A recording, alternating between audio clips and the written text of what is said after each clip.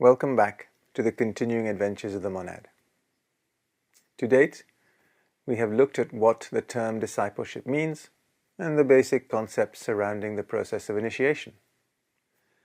Central to this whole process is the relationship between the teacher and the pupil.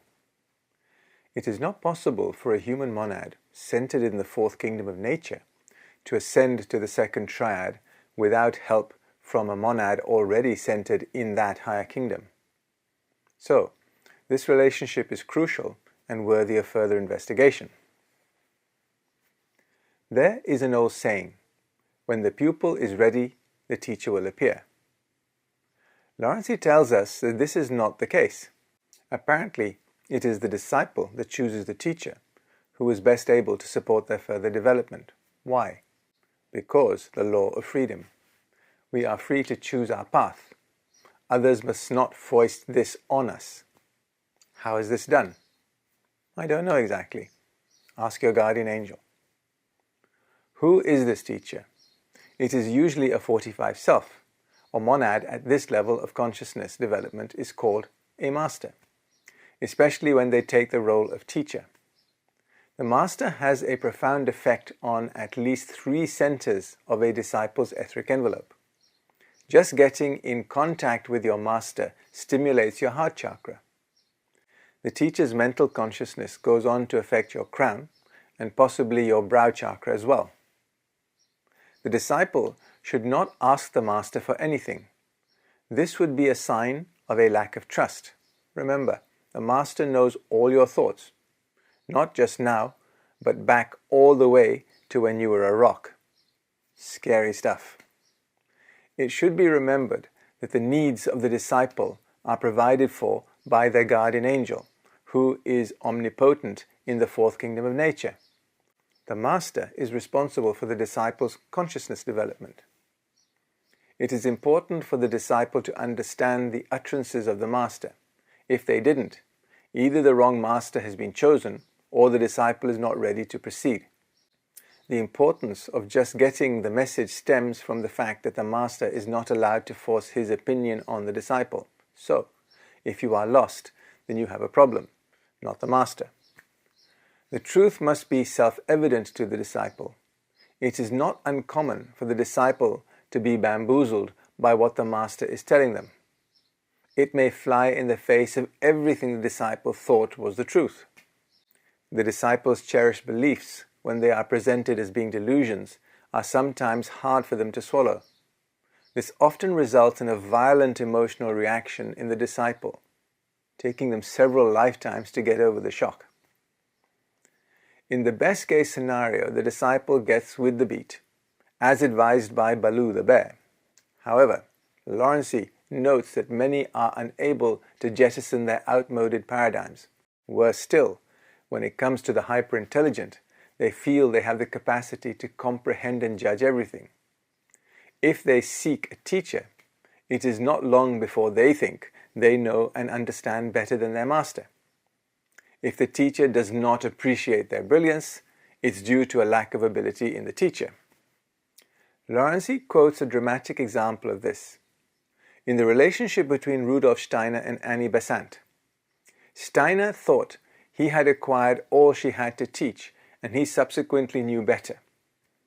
The rest is called anthroposophy. The reality was that Besant was centered in her 47-1 permanent atom, and Steiner was centered in the 47-4 permanent molecule. When a master advises about when to do something and when not to do it, it is inadvisable to flout this advice. Only sorrow will ensue. It is a sad fact that many esoteric teachers find that some of their pupils want to gain power and superiority over other people. When they see this is not in the gift of the teacher, they feel they have been deceived and the teacher is fraudulent. Lawrence points out that proud people tend to find it irritating that they have to make an effort to learn and worse still be grateful for the knowledge. They end up rubbishing everything they have received, and the teacher as well. The great thinkers of humanity have often been disciples. Their lot often has been to be ridiculed and sometimes martyred in their effort to further humanity's development. Their lives are often pored over by academics who seek to reduce the enormous efforts of such an enlightened soul. Little do these detractors know that they are thousands of incarnations behind those who they disparage. There is a misconception that it is worth highlighting.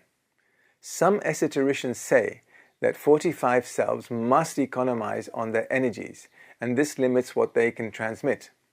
This is not the case. The limiting factor is time, not energy. The Master will therefore focus on the most important tasks at hand first.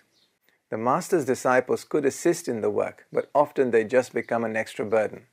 For this reason, it may not come as a surprise to find out that this small pool of Masters is not over-enthusiastic to acquiring an abundance of pupils. In fact, they are selective in who they choose. There are many who may qualify for discipleship, but only the best of the best are chosen. Now, here's an interesting story that Lawrence relates. Charles Ledbetter and Alice Bailey were both disciples of the Master K.H. However, they never met in the presence of their teacher. Why? Lawrence suggests this may have resulted from the fact that they were accepted as disciples in different time periods when the Master K.H. was a 45 self. According to the old and now superseded training schedule, disciples received individual training. Ledbetter was an extrovert, being focused on the 1, 3, 5, 7 rays, and Bailey was an introvert, 2, 4, 6. For this reason, they would not have understood one another's training methods easily. In their last incarnations, when both were alive at the same time, the Master, now a Kohan, a 45 self, was not functioning as a teacher anymore, so they never had the opportunity to meet. Bailey only realized she was a disciple in 1919 when she assumed the role of secretary to Master DK, who himself was the secretary to the hierarchy. There are a few realizations that any potential aspirant must grasp, lest they be disappointed with what is going to happen next. It is worth remembering that the self cannot enter into the fifth kingdom of nature as the self. It has to become an everybody. The monad has not lost its self-identity, but the isolated self contained in a causal envelope has gone. It is now me and you and we. The aspirant must not have as their goal power, glory, or a desire to advance. They must just want to serve.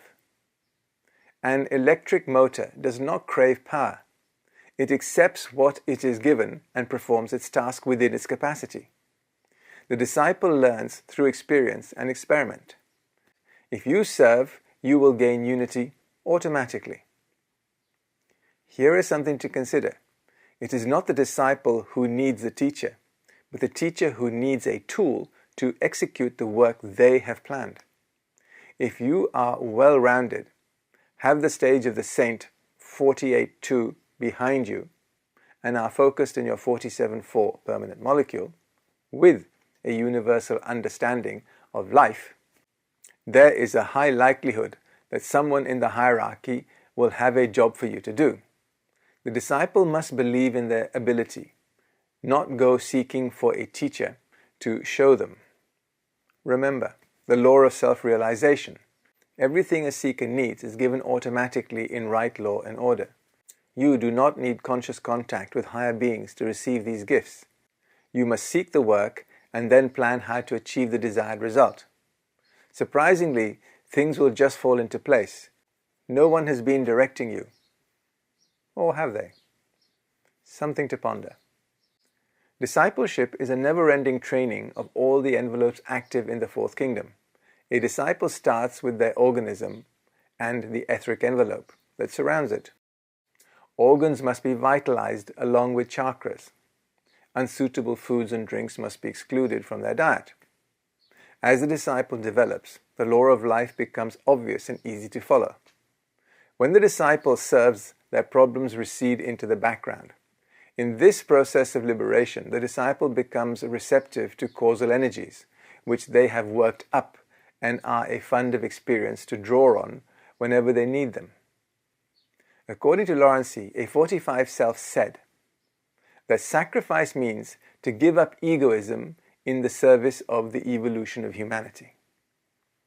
There is more to say on the realizations necessary for discipleship, but we'll wait until the next presentation. Thank you.